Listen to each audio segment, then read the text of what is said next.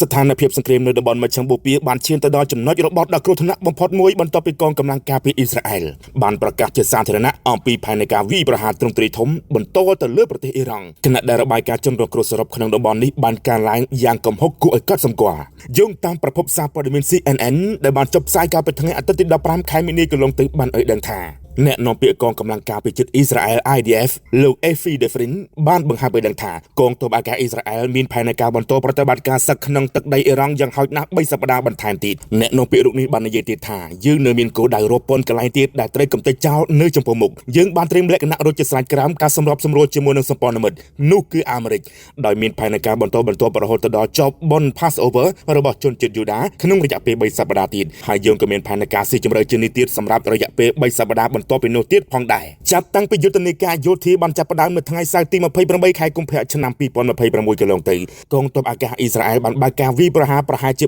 400លើកនៅក្នុងតំបន់ភាគខាងលិចនិងភាគកណ្ដាលនៃប្រទេសអ៊ីរ៉ង់ដែលផ្ដោតទៅលើហេដ្ឋារចនាសម្ព័ន្ធយោធានិងខ្សែសង្វាក់ផលិតកម្មអាវុធអ្នកនាំពាក្យកងកម្លាំងការពារជាតិអ៊ីស្រាអែល IDF លោក Efi Defrin បានបញ្ជាក់បន្ថែមទៀតថាគោលដៅចម្បងគឺការកំទេចអំណាចនៃរបបគ្រប់គ្រងទីក្រុងតេហេរ៉ង់ឲ្យបានជាស្ថាពរយោងតាមប្រភពសារព័ត៌មានអន្តរជាតិជាច្រើនរួមមាន Reuters និងភ្នាក់ងារសារព័ត៌មានសកម្មសិទ្ធិមនុស្ស RANA ដែលមានមូលដ្ឋាននៅសហរដ្ឋអាមេរិកបានរាយការណ៍នៅថ្ងៃសៅរ៍និងថ្ងៃអាទិត្យនេះថាចំនួនអ្នកស្លាប់សរុបនៅក្នុងសង្គ្រាមនេះបានហក់ឡើងលើស